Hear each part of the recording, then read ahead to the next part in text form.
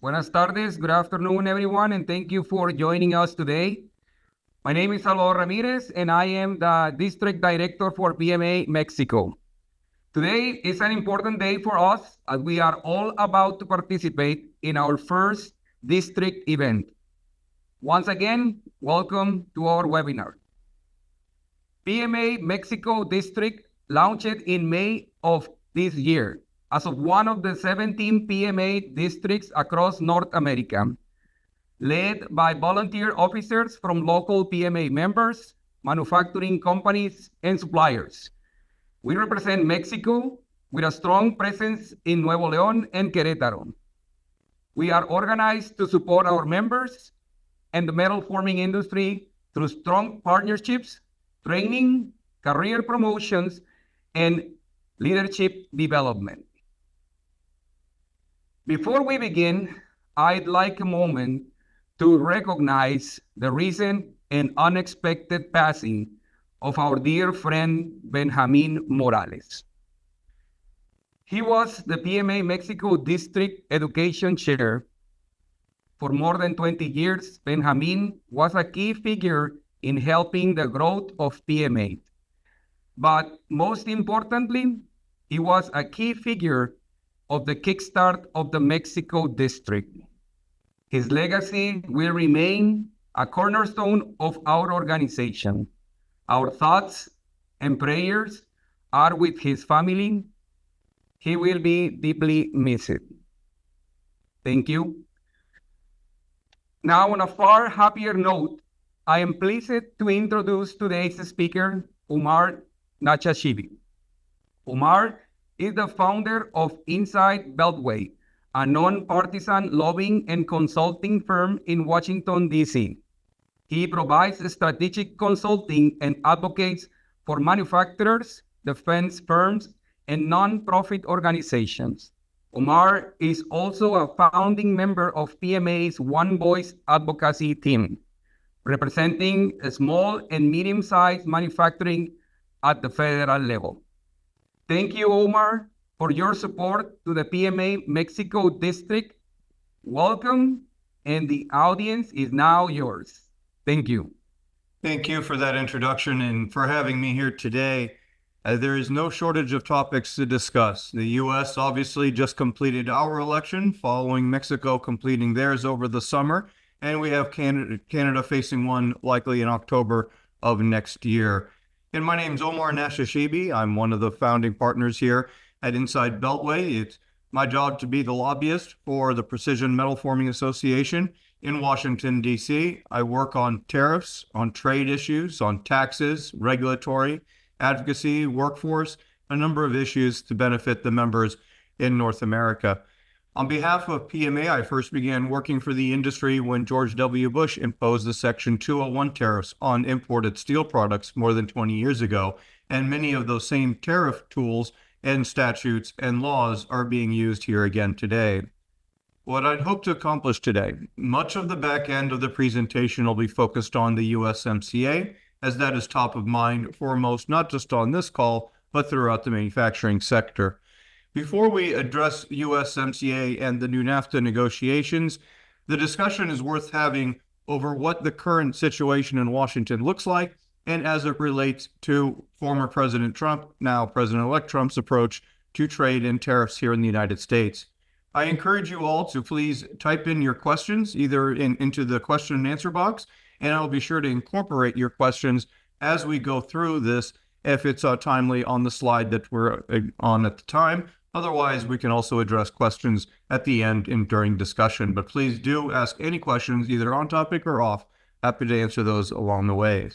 There is no question this is Trump's Washington. I was on Capitol Hill last Tuesday, all day at fundraisers with Republicans, and the mood there is they're excited but anxious. They recognize the daunting task ahead and the amount of work that is before them. This is Trump's Washington. The Republicans have full control of the U.S. House, the U.S. Senate, and now the White House. And many would argue the federal court systems as well. We do believe that President Trump is going to move very, very quickly on those first 100 days. We do see that things will operate a little bit differently. When it comes to the U.S. House of Representatives, they only have a 1 or likely a 2-seat majority for the Republicans in our lower chamber of the U.S. House. They're going to be beholden to Donald Trump, meaning that what the White House puts out, the U.S. House of Representatives will likely agree to with somewhat little objection. That will start to change after summer of next year, when members of Congress and the House begin to look to their own reelection needs and may seek to need to distance themselves from Donald Trump and the administration. But certainly for the first 100 days, for the first 6 months, you will see a House of Representatives Republican Party that largely goes along with what the president asks, which is normal in most instances as well for the first year. When we look over to the Senate, because the Senate Republicans were able to increase their majority up to 53 instead of only having a 50, 51, or 52, that provides the senators more room in order to oppose Trump, but still move bills through. This means that you will not have to moderate some of the legislation that only needs 50 votes, or only some of the nominations, because Susan Collins of Maine, Republican senator, the senator from Alaska, senator from Kentucky in some cases, and from Iowa, they can, in some combination, vote against Trump policies, and the bills can still get through the U.S. Senate. So there'll be less constraints on Donald Trump had there been only 51 or 52 or even simply 50 votes for Republicans over there. But what I'm already seeing is that this White House will drive policy. During the Obama administration, we saw a consolidation of power, meaning the agencies and the departments were not nearly as powerful as they were under W. Bush, nor were they under Biden. The Biden administration and George W. Bush put in cabinet members and allowed them to go run their departments and their agencies. In this instance, in Trump, is going to be run more like Obama, where the policy is really being run out of the White House.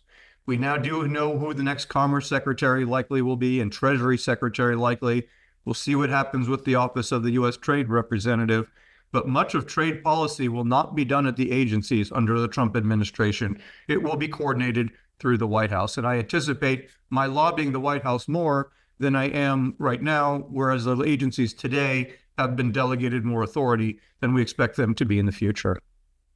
When we discuss on day one, what can Donald Trump do?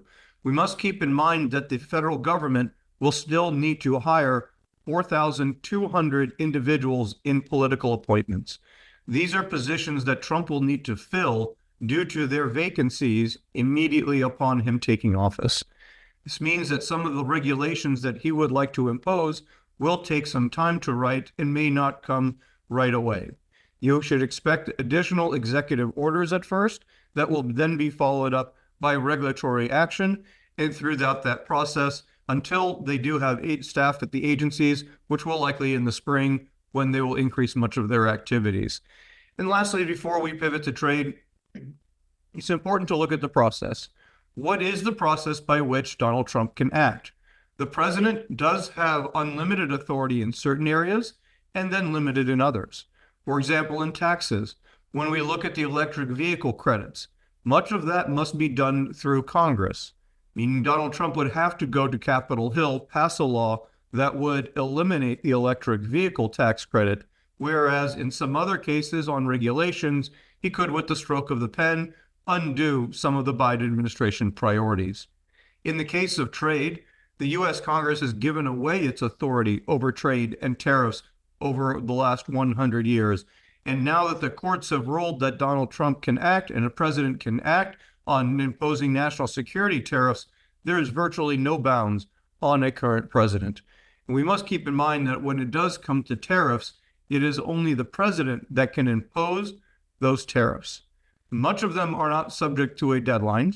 The Section 201 tariffs that W. Bush put in place did have a timeline, but the other provisions that Donald Trump and now Biden have continued are not met with a start or a stop period, meaning the tariffs that are imposed by one administration could potentially continue indefinitely. Before we jump to Mexico, Canada, and North America, I think it is important to talk about China. because the topic of China is looming large over North America and over the USMCA. I must say that as I go through the next slides, particularly when I speak about Canadian politics, Mexican politics, I will not profess to know more about your countries than you do about mine. What I will show you, though, is what I'd hope to demonstrate is the perception of the politics happening in Canada and the perception of the activities happening in Mexico by policymakers here in Washington. So rather than telling you what's happening there, it's more about helping you understand what the belief here in Washington and the interpretation of those actions are. In many ways, we look at China as being that issue that is above all others, because it is that single issue that brings Democrats and Republicans together. We do anticipate tariffs on China running through the Trump administration through 2028 and most likely through the decade. Tariffs are here to stay. We certainly believe that. When we look at the China trade issue, even if it was Kamala Harris as president, we would have seen tariffs on China remain in place. We did see the Biden administration work to bring allies along, work to exempt certain steel and aluminum tariffs for tariff rate quotas instead for certain allies. But that will likely change as Trump creates additional leverage that's out there. There is a definite protectionism trend here in Washington, D.C., as there are in a number of countries around the world. That is not going away. The Republican Party here today is not the one that existed prior to Trump in place. It is not a Mitt Romney, a W. Bush, a Reagan party. This is very different. And they are looking at it more from an employee standpoint, a worker, an individual, a small business, and less from multinational and a reliance on exports to fuel the U.S. economy. And that is a telling shift. The less reliance on exports, and that is not just Trump. When I would meet with the U.S. trade representative for the Biden administration, they would tell us the same thing. This is not an export-first policy. This is a domestic U.S. worker policy first and North America larger. As we look at Trump's second round, it's important to see how did he use tariffs and interpret tariffs. We all recall the use of tariffs on Canada and on Mexico and on AMLO, and the way that Trump threatened tariffs in the context of immigration. Tariffs this time around, we believe, will be used differently than they were the first. In the previous Trump administration, they used tariffs almost strictly as leverage, as a tool in negotiations with other countries, allies or not. This round, we believe that Trump himself sees tariffs as an industrial policy themselves. This means that the tariffs being in effect and the tariffs applied to products coming into the U.S. are trade policy. Tariffs themselves are a manufacturing policy, is increasingly what we believe a Trump administration second time around will be. Will tariffs still be used for transactions? Will the threat of tariffs still be used? Will the lifting of tariffs still be used as a reward? Yes. But in whole, we believe that the tariffs are more the tariff policy themselves for manufacturing. And that's where we end up seeing on day one, Trump getting ready to act. Because Congress, because the courts can't step in, because China is a bipartisan issue, we're now expecting to see some of the trade rules and laws being used on allies as they did in the first round. What we see here are a sample of some of the existing trade rules and laws in the United States that should be very familiar to everyone. With a particular focus on China, however, the Trump administration did use Section 232 on steel and aluminum, also imposed on Canada, on Mexico, despite the NAFTA being in effect when he began the tariff process in 2017.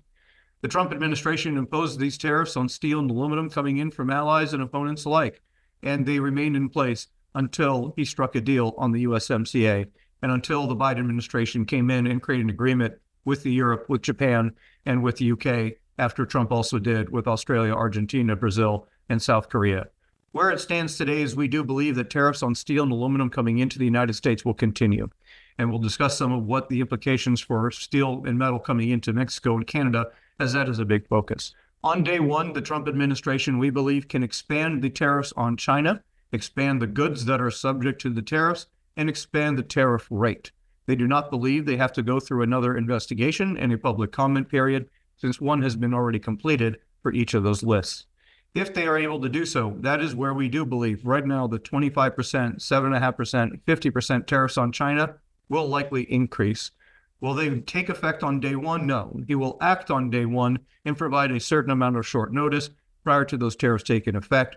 But we do anticipate on China in particular, tariffs to take effect and possibly be expanded under Section 301 safeguards to other countries as well. Revocation of permanent normal trade relations by the United States Congress is what is required. Former President Trump, and now elect, has discussed removing China's ability to fully participate in the World Trade Organization through the United States designation of most favored nation status, or PNTR. Permanent normal trade relations status was granted to China. Trump on his own cannot remove China's designation of PNTR, but there is increased action possible on Capitol Hill. Legislation was introduced by one of the top Republicans that works on China issues that would, in effect, over 5 years, revoke China's PNTR status, which would then in turn provide a flat duty rate of possibly 40% and up on virtually all imports coming in from China, which would be quite a significant step, both geopolitically and has implications for trade. The other areas where we increasingly see that Trump could act on day one, these are some of the less familiar areas of U.S. trade laws outside of the Section 201 tariffs. On day one, former President, now President-elect Trump, could come in and proceed with what's called a Section 122 action that addresses balance of payment deficits between countries. If there is a balance of payment deficit between the United States and a trading partner, then a 15% tariff may be imposed on all imports coming in for 150 days. We could also see a 338 action, and that's where a country could be using its non-tariff barriers to discriminate against the United States. In many countries, they use different automotive or safety standards and medical devices and other goods to protect their domestic industry and also, in effect, to discriminate against U.S. products. That is an action under 338 that could happen virtually immediately after a short survey, a short study and investigation by the U.S. government. The IEEPA is the one that shows most promise for being used on day one. The International Economic Emergency Powers Act has been used over 30 times, and this incoming administration will certainly do so. This is a slightly different approach in that it is not just to impose a tariff. It imposes a restriction on the imported good from entering the United States if it's deemed to be a national economic emergency by the president. This means that regardless of whether or not the customer, the importer, is willing to pay the tariff, the good will not be permitted and will either be rejected or will be held by U.S. Customs until permitted for release through executive action. And that is one of the areas where we absolutely believe that on day one, we should start to expect to see some actions. When I mean by day one, either that day, the 20th, or shortly thereafter in January upon being sworn in, where he can prohibit foreign transactions, foreign imports, and other activities, regardless of ally or opponent, or whether or not an emergency actually exists. Lastly, on the area of China, and this is the transition to Mexico in particular, transshipments and transnational subsidies have been among the top priorities for this Biden administration going back the last 18 months or 2 years. Many of my meetings, including over the summer, have been about increase of shipments of goods from China through Vietnam, through Southeast Asia, through Mexico, and even through Canada into the United States. Southeast Asia is now the largest recipient of Chinese exports, replacing the United States and Europe. Now we're seeing some of those products going through, being mislabeled intentionally, and then coming in to Mexico. And that competes with Mexico. That undermines Mexican industry, undermines different countries that are operating and companies that are operating in Mexico who are now facing transshipment from China there that they must compete with. This is a big area. Again, transshipment is the manufacture of a product in one country, shipped through a third party, such as Vietnam, and then entering in the United States as if it was manufactured in Vietnam, though its true origin is China, with the intent to evade the tariffs that are imposed of 25% on goods coming in from China, and as well as the duties. That's transshipment, shipping a product through a third country to evade tariffs. Transnational subsidies is the area that's creating the most concern here in Washington, as you see the amount of investment from Chinese companies that are sponsored by the government in China into Mexico. This is the subsidization. meaning if you have a Chinese government that is backing a company that provides loans, energy, forgiven products, shipments, transportation, anything else that the Chinese government may be offering up, those are the form of subsidies that are helping companies operating in a third country. China has regularly done this in Southeast Asia, is actively subsidizing businesses in Africa, and now looks to be doing so in Mexico with the intention of competing in the North American market. We've heard stories from some of my manufacturers. I work for multiple trade associations, and this cuts across, that there are Chinese companies operating in Mexico today using Chinese tooling, using Chinese laborers, having those laborers sleep in dormitories in Mexico and then reporting to work. And that is a situation that undermines Mexican industry, undermines the economy, and obviously undermines the U.S. efforts to protect its domestic industry. We currently have skilled labor in Mexico now cheaper than it is in China, but the issue with U.S. perspective from Washington is if you have Chinese-backed companies operating in Mexico, there's no longer the lead time that protected much of U.S. industry when it came to 22 to 40 days of shipment for on the water on those lead times. The 20-foot container shipments. As we look at the next several slides, this will be looking at both government and other data related to shipments and investment in Mexico that the U.S. government has been identifying.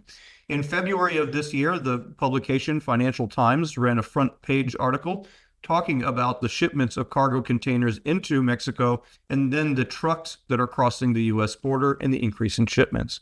We can see in the 20-foot cargo ship containers, the reason we use 20 here in this graphic is 20 foot is how they measure the capacity for a cargo ship coming over the Atlantic. The 20-foot container shipments, obviously, as you can see, from China into Mexico have been increasing. And we've seen notable increases following imposition in 2018 of the tariffs on China, and then again, the spike following entry into force of the USMCA. We're also seeing, as those shipments into Mexico increase from China, those shipments continue to go and go. We'll see that here again. We'll see the China tariffs right here on 2018 start to take effect against imports coming in from China into the United States. Then they start to spike following the COVID. The next trajectory continues up when the U.S. Mexico-Canada agreement took effect in July of 2020, prompting the 6-year review. We see those key dates prompting some additional import spikes. Now we do have Mexico being the largest importer into the United States, overtaking China, and that seems to be a continuing trend. We'll look at certain industries where roughly they've seen a drop in imports from China to the United States by 35% in value. In addition to that, the trade value in the last slide here, as we look at some numbers, this one just was in today's Bloomberg on a date of the 23rd, but they posted it officially today. And Bloomberg ran an examination of how Mexico is looking past Trump's tariff and is looking to create one of the world's, the 20th, to one of the top 20 largest container port ship ports in the world.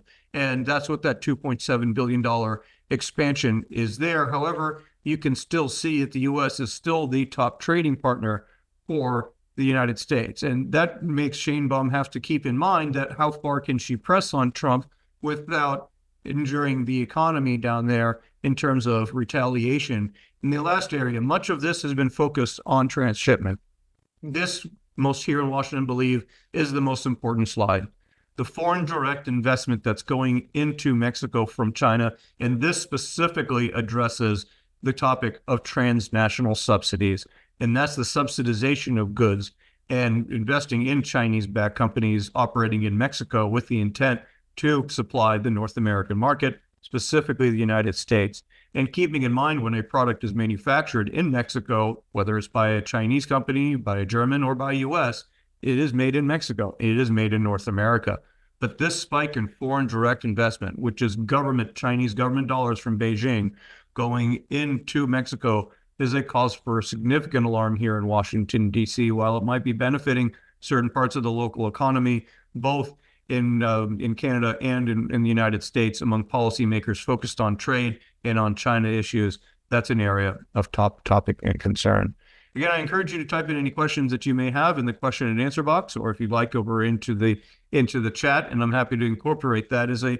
I wanted to set the stage for, as we do discuss the USMCA and the next steps, as that is already dominating much of the trade discussion here in Washington. But I thought that helping you see the prism that we're all looking at USMCA, it's not a simple update as we did in It's not an update as we did in 2017.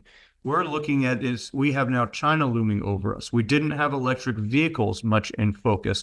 The USMCA, the new NAFTA, does address batteries, but it doesn't really get into BEVs nearly as much as where we stand today. Let's step back on where we are.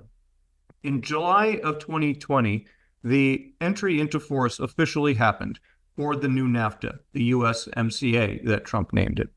The new NAFTA came into force almost 6 years ago. There is an automatic 6-year review trigger, which is what is prompting all of the discussions right now. Whether Trump was coming back into office or not, there was already going to be a mandatory 6-year review taking place starting officially July 1 of 2026, whether Harris or Trump. That was built in. Under the USMCA, there are a few options. The parties can extend the agreement for an additional 16 years. They can announce a termination of the agreement following its term, which would be after 10 more years in 2036. They can announce an immediate annual review of the process of the USMCA as they undergo changes to the agreement. That will mean the agreement stays in place, but they were looking at an annual certification rather than a continuation, which would afford for some uncertainty in that scenario. The final one is, of course, Trump just saying we are done, and the United States is providing notice we are departing from the new NAFTA, from the USMCA, which is very much a possibility that he may do so either to seek leverage or in the event that he does believe that it is no longer of benefit, keeping in mind that he himself negotiated it. But when you negotiate an agreement such as this, it entered into force in July of 2020, but was largely negotiated in 2018 and to an extent 2019. So now we're looking at an agreement that's not really 6 years old, but is 8 years old, is pre-pandemic old, is pre the electric vehicles coming online, where you have now 75, 80,000 domestic registrations a month or so. And as we are around that, or whatever the numbers currently are, the other areas that we are looking at when it comes to the USMCA, I would step back from this. I would think it's a mistake to view the July 2026 as simply an exercise in updating the new NAFTA. This will not be an update of USMCA. I believe, and based on conversations, that this, while it might not be a wholesale rewrite, there will be significant changes sought by the United States, particularly when it comes to Mexico. We believe that the U.S. has looked at this and that Trump has already created the groundwork for him to criticize his own work product and saying that China is using Mexico as a backdoor. These are his words and his beliefs that he likely would be quick to put into effect. That means on steel and aluminum products, that those will still be subject to strict scrutiny when it comes to imports. The Biden administration has already looked to increase the amount of level of supervision and enforcement of metals coming into the United States through Mexico. I mentioned the Section 232 national security tariffs that Trump imposed on steel and aluminum from allies and everyone alike. That was suspended, not revoked, but suspended as a result of the USMCA in exchange for signing on all sides. But then the Biden administration raised concerns about Chinese metal flowing in through Mexico and entering the United States market. Within the new NAFTA, there is the USMCA, there already is a provision related to melted and poured for steel for automotive parts. 100% of the steel must be melted and poured in North America by July 1st of 2027 in order for them to qualify for duty-free treatment and tariff-free transit under the USMCA. That is already taking effect. In the interim, though, The Biden administration felt that Chinese steel was entering the United States without paying the 232 25%, and in the case of aluminum, 10% tariffs. So they made an agreement with Mexico over the summer that addressed melted and poured, smelt and cast in the case of aluminum, that the product must in fact be melted and poured or smelt and cast in Mexico for it to be deemed North American and not subject to the tariffs. The reporting requirement portal in the ACE, the ACE, U.S. Systems for Customs, just opened on Thursday, November the 21st. So the reporting requirements for importation and tracking of steel and aluminum entering the United States through Mexico must be reported through that portal and must prove that it is melted and poured, in fact, in Mexico and not in, say, Brazil, which I do not believe ended up getting the exemption that was publicly discussed, or they may or may not have on that. That melted and poured requirement is something on which we believe the Trump administration will build upon and where they go as well. We'd received a question about whether the import requirements apply to wire as well or only to flat stock. They apply to automotive parts that appear on the core, the complementary, and on the principal list. So if you're a core part, you are typically a component that's going to a drivetrain, that's going to transmission, that's going to those other areas. If you are a principal part, you might be in a steering column, you might be on some of those other areas. If you're on a complementary, which is on the lower, they'll be more on a plastic fittings, side mirrors here and there. But no, in these cases, they did a few things here. What Mexico did is they created their own harmonized tariff schedule list of products coming in from China that they specifically were going to track and they themselves were going to impose a restriction on. And that varied across products under the chapter 72 and 73. But in terms of the steel melt and poured requirement, that's across product wide. What happened on the background on this is important, as you're going to have them coming back, Trump coming back in. Who knows if Lighthizer is around? What many people don't recall is that this provision here about the melted and poured requirement, that was initially only for the United States. Lighthizer wanted to only allow steel melted and poured in USA to be compliant for purposes. So if you're an automotive part anywhere and the steel wasn't melted here in the US, your automotive part made in Mexico would not have been eligible. So that was fought quite hard by Canada. They pushed back the hardest on this, and they were able to make it in North America. So that's how we got that melted and poured requirement that's taken effect in 2027. That Lighthizer started with the USA only. So now it's melted and poured in North America, but applies to all steel that is being used for that automotive component that's coming in to the United States or being assembled in North America. And those are something that's important to watch as they seek to even double down on some of those. So right now, the top half of this slide is what Biden most recently put into effect. And I think that demonstrates the level of commitment that the Biden folks picked up on what Trump started with the melted and poured and now smelted and cast in the case of aluminum. And that supply chain is going to continue.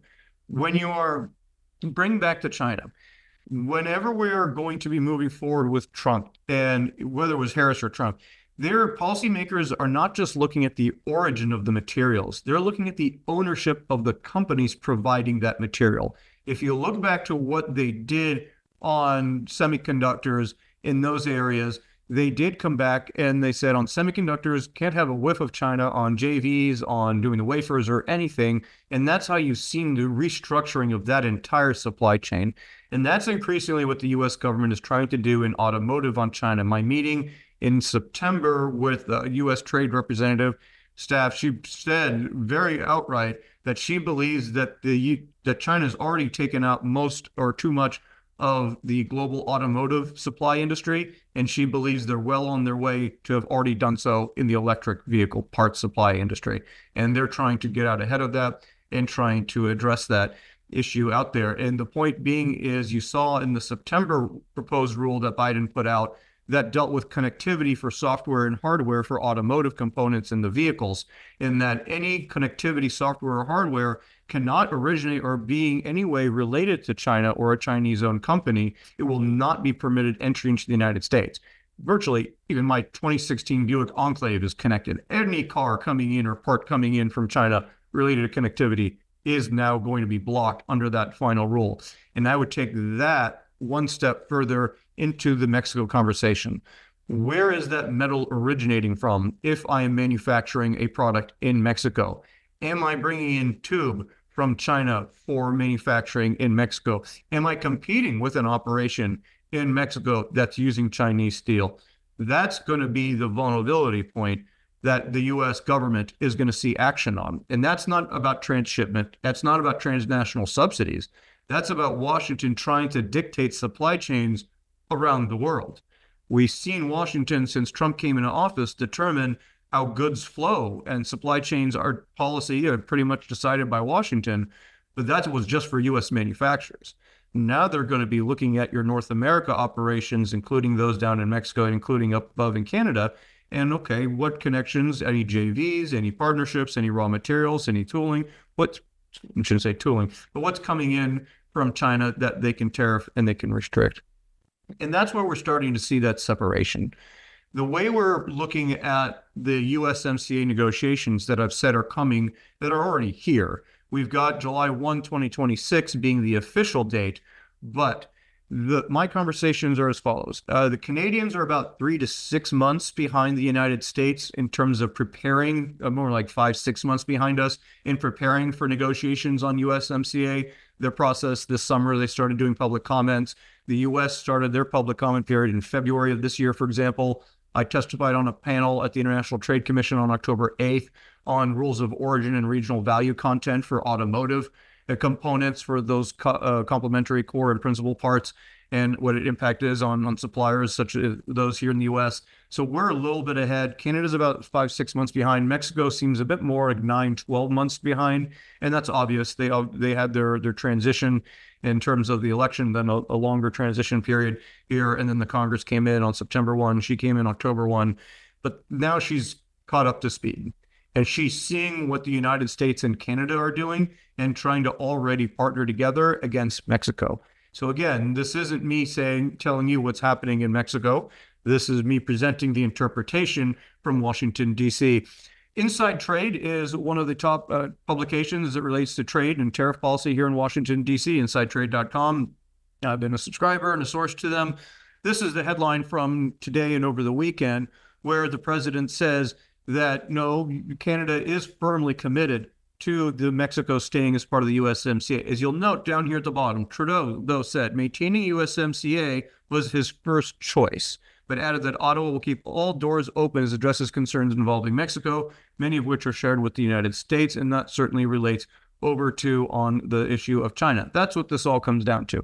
Well, not all, but much of this really comes down there, and now you've increasingly seen. Last week on Monday, the Canadians reconstituted their council, or whatever they call their Committee on U.S.-Canadian Relations, in preparations for the USMCA negotiations. Last week on Thursday, the Foreign Affairs Minister was here in Washington, D.C. for Canada, and she was making her rounds on Capitol Hill already talking about USMCA. And so you're starting to see Ottawa and Washington get closer and closer as they discuss there, which is why now we're seeing Claudia Sheinbaum step back and push back and saying, no, there is a full unity here. We're all going to be moving forward. She's referring to a singular MP from Canada who's conservative that said we should go it alone, the United States, and with in Canada without Mexico. That's unlikely to happen in that instance. The issue over Mexico and over Canada, we'll talk on Mexico first, Canada second, and we'll try to wrap up here in the next 10, 11 minutes and open it up for any other questions and discussions. But let me set the tone for what is the perception of why we even have a NAFTA? How did we get here? And why does the business community still value the new, I'm not going to call it the USMCA, value the new NAFTA as much as they do? Let's start with when it was negotiated. Bill Clinton did not negotiate NAFTA. Bill Clinton signed NAFTA, but it was largely negotiated by H.W. Bush in 1990, 89, 90, 91. So the new NAFTA, when it was done, was not updating an agreement from 1994. It was updating an agreement that largely reflected the economy as it was perceived in the 1980s. What was happening from the business community at the time? The U.S. wanted Mexico in NAFTA at that time because, in large part, they wanted to open up Mexico as a market. But in order to do so, they felt, the business community at the time here in the United States, they needed more rule of law assurances in case there were disputes, and that there was going to be a court system that they could go for proper adjudication. That was the underlying principle that held back many investments into Mexico pre-NAFTA in the 1990s. With a rule of law, with a dispute mechanism, with a bilateral and a multilateral, a trilateral opportunity to negotiate and address these issues, it allowed the private sector comfort level with operating in Mexico and investing billions and ultimately trillions there. So that will ultimately be one of those main issues. What happens with the judiciary? Does she continue, especially after the Senate vote now almost a month and a half ago, with regards to the judiciary reforms down there? Do not underestimate the amount of conversation being addressed being added to this issue here in Washington. China is the big topic from trade and will loom large with the Trump administration. But just as digital services tax is a problem for U.S.-Canada, the judiciary conversation is going to be one that looms quite large over the USMCA and what Mexico is willing to agree to. Similar on the energy, and the nationalization of energy and the protection of the energy market by AMLO is perceived here in Washington as something that Donald Trump is certainly going to latch onto, particularly with money of his allies, as he seeks to generate more energy here in the United States that he potentially could sell down into Mexico. That, I believe, will be one of those topics that Trump personally latches onto much more than the judiciary. We do know that she just did propose the law that deals with gig workers. I won't get into that much here, but I think that will have an impact on wages and work hours for non-gig workers as well, if and when that does go through. But the central theme that will cover everything and all topics with Mexico on USMCA and NAFTA is going to be immigration. What can Trump use as leverage that's out there right now? And where can he go from this area? And can he, in fact, impose tariffs on Mexico in a direct response for immigration? He's going to want to see some changes, and the executive orders will absolutely be there on day one. There will be at least 10 to 12 executive orders related to immigration and the border on day one that are already being drafted. He's going to go from Capitol Hill to the White House, and those will likely be the first ones that he signs.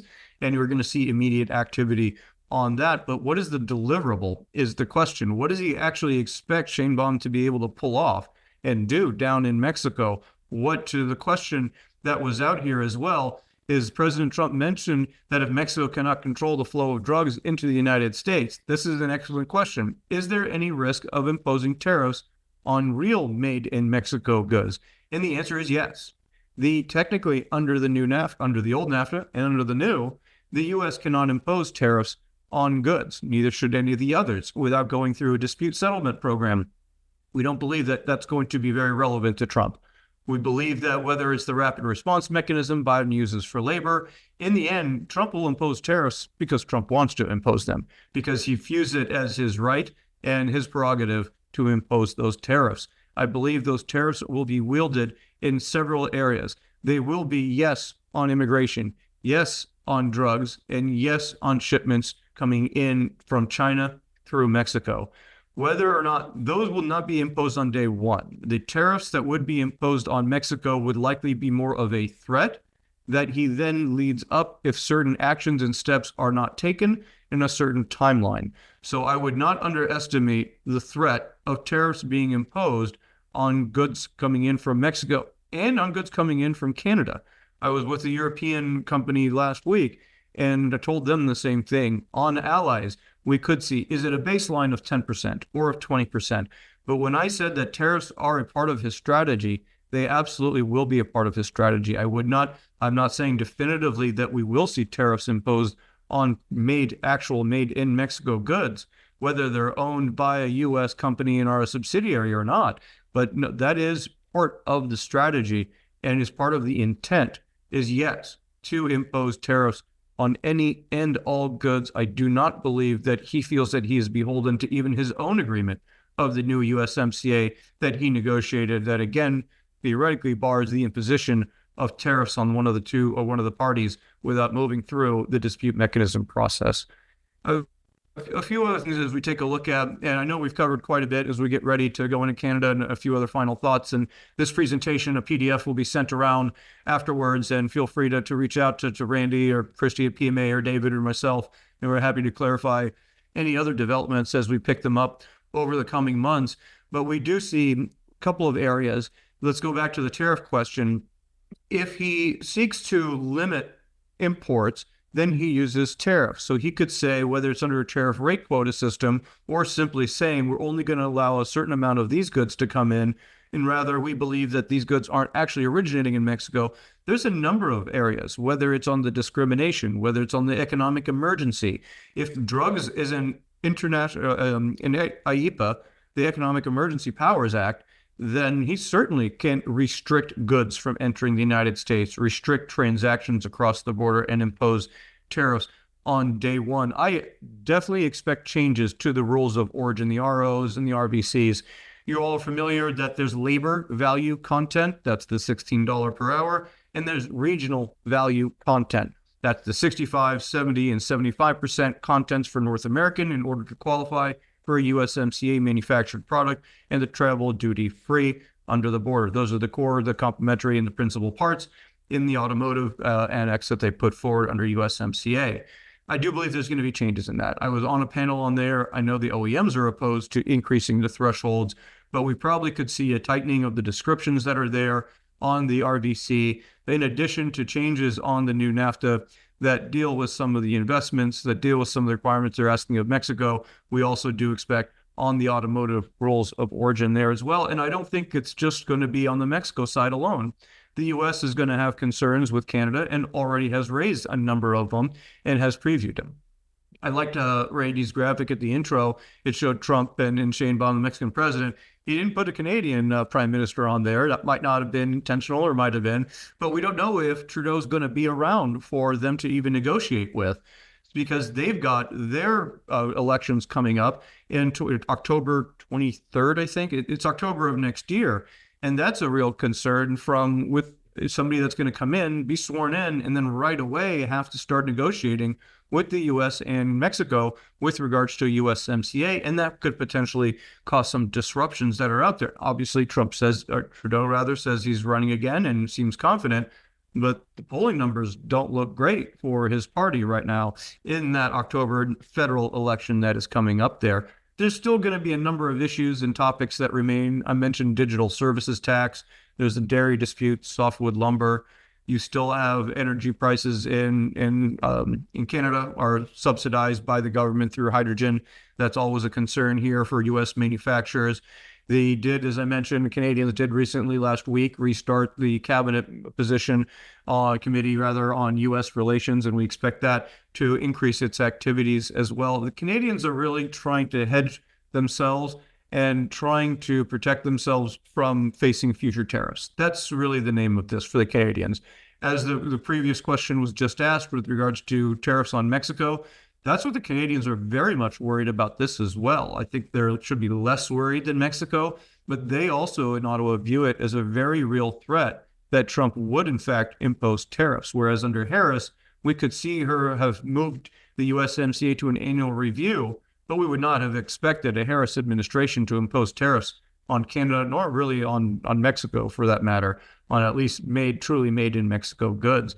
But the questions that surround U.S.-Canada relations are certainly there. But as I mentioned, the Canadians are about 6 to 9 months behind us in terms of preparatory, 5 to 6 rather, and preparations. We do know Canadian industry is starting to reach out to us here in Washington, and I've started to hear from some Mexican industry in the previous couple of months, since the summer, being increasingly concerned about what they're seeing from China and also the potential activities that are out there. A few other things as we talk about the key questions that were there, and we have a question that came in, and I'll help to address to the extent that I can. Again, I'm not in Mexico, so I can only relay the stories that I'm hearing from companies that are coming to me and government sources that are bringing to me. One individual just posed the question that they're uncertain about the claims that Chinese companies are bringing Chinese workers to Mexico. The implied objective is this narrative is bringing Mexico against China, especially to bring Mexico to impose tariffs on Chinese goods, limit Chinese investments, and ban Chinese EVs. The question being, how are these limits on Chinese investments in Mexico's best interest? And I think that's a very well written question in that I think you get that. The underlying premise of this is that if we do what the United States and meaning Mexico does what the United States and Canada want, then how is that actually good for Mexico? And I think that's exactly the point here. I don't think that the U.S. is looking to, Trump administration will be looking to do what's in the best interest of Mexico. That FDI slide, the FDI slide should be good for local Mexican industry if it's actual investments and going into the industrial parks. And it's not just Chinese companies, Chinese workers, Chinese tooling, Chinese machinery coming in and then going home, which is what the Chinese do in Africa. And they seek to do, and in Asia as well. They bring in Malaysia, that's a big thing. They bring in Chinese workers and they send them back, and they bring them in temporary, and then they bring them around and cycle through. So can I speak to the veracity and how widespread that is? I've heard it from more than one source across at least 3 of my associations that they are aware of Chinese workers, not just senior officials there to set up. So I can only relay what I've heard. Again, 3 different associations have told me that that's what they are being reported. And I've also heard it from other folks here around town, and certainly using Chinese tooling, but folks here in the United States are using Chinese tooling as well. But I definitely do agree with the underlying premise of the question is how was the U.S. trying to force Mexico to undertake these in their interest. But I do believe where Mexico likely takes the out or likely cuts an agreement with the United States to avoid tariffs is that Mexico agrees to impose let me start with this way. Mexico would agree to impose similar tariffs to the ones the United States imposes on those select products, whether they are the USMCA automotive products or just steel and aluminum or semiconductor or product-wide.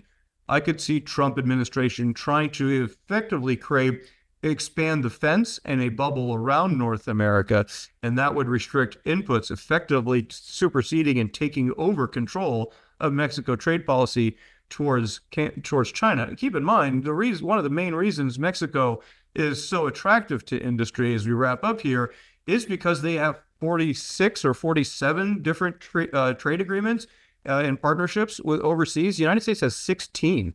This is not an export-oriented environment here in Washington, United States, compared to the opportunities that present themselves. So will Trump exit the USMCA? Will Canada and Mexico unify against Mexico, or using Canada against Mexico on China? And I think they already are starting to do that, which is why Shane Baum made those comments that she did the other day. The questioner that just asked it, you're right. Will they impose tariffs on Mexico? I learned you never predict what Trump will do, but I certainly will allow for certain scenarios that might come out there. And I don't think that Trump ultimately will abide by any of these panel rulings that come out against the United States. He hasn't at the WTO. It doesn't lead me to believe that he would here under the new USMCA that negotiate. I suspect that when I step back and I advise companies, we look at the U.S. is going to have about 6 months of uncertainty related to taxes and whether taxes will increase, what taxes will decrease, what Trump will do on Capitol Hill. But your uncertainty related to trade and the new NAFTA and USMCA is going to extend well into 2026, and you should expect that uncertainty to rattle some of your OEMs and tier ones that have been reliant on a stable and predictable trade partnership among the 3 countries. Randy, I appreciate you having me here today. I'm happy to answer any other questions that might have come up as well. Omar, thank you very much. And thank you, everyone, for joining us again. Omar, I think we may have a question here. I did see one just come in here. I know I've talked a lot about steel and aluminum. I did not mention. So question is, do you see the same policy for or on non-ferrous metals, on the red metals, on others? Yes and no. And so in some ways, here's how we see it. Steel and aluminum will continue to be the primary focus. However, we do see brass, copper, titanium also in those areas that are starting to receive. Titanium sponge is a big one because we're starting to see the U.S. government put in investments behind the development, extraction, processing, and refining of some of those base metals as well, and some of those more finished. And so, yes, overall, we do believe that it will expand if they look at it from the 232 steel and aluminum tariffs. those could feasibly go broader. But under the USMCA, they seem to be a little bit more limited on steel and aluminum at this point. But I would not be surprised, especially on the copper side and on titanium, those areas potentially being included over time as well. I saw we have another one. Is all of this focused on China, or will we see imports from other nations draw into this issue as well? And that's where I started to speak a little bit too about the ownership and the connections with China. The U.S. is looking at doing several things. They are still overall going to be concerned about account imbalances, such as Trump was overly obsessed in the first administration with trade deficits with each individual country. And yes, that will still persist there. But the area that I would be focused more on is that on companies that are manufacturing, say, in Europe or manufacturing in Southeast Asia using Chinese money, using Chinese resources, Chinese raw materials, that will be a focus. But no, he's going to go broader than that. China will loom over much of this as they try to get the rest of the supply lines off, but they certainly are going to be looking at Europe. Europe should be very much concerned. I know he doesn't have Merkel to hate around anymore, and they might have a change in government who's in charge in February elections in Germany, but we do expect him to continue the tariff approach. Again, he truly believes in tariffs, and I believe the threat and the disruption will extend not just to China and or USMCA, it's all across.